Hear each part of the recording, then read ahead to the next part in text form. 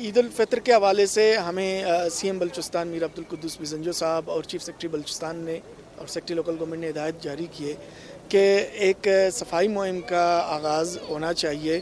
7 دن تقریباً اس کی ڈیوریشن ہوگی.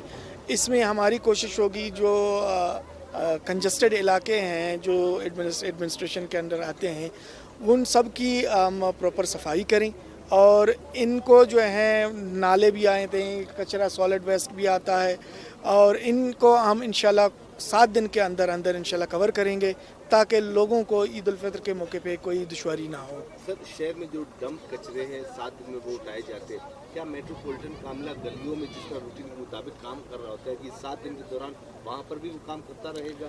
ایگزیکٹلی 7 دن کے دوران وہاں بھی کام ہوگا اور یہ اسپیشل جو ہے مہم ہے جو روٹین کا کام ہے اس کے ساتھ ساتھ یہ ایڈیشنل کام کریں گے انشاءاللہ. اور باقی آپ کے نوٹس میں ہے مطلب کوئٹہ میں تھوڑا سا آپ کو فیکٹس بتا دوں کہ کوئٹہ جنریٹ کر رہا ہے اس وقت 1500 ٹن لگ بھگ کے, اور ہماری کیپیسٹی جو HR ہے ہیومن ریسورس پلس ہمارا جو ہے مشینری ہے وہ ان کے پاس 700 ٹن پک کر کے جو ہیں ان کو ڈمپ کرنے کی کیپیسٹی ہے.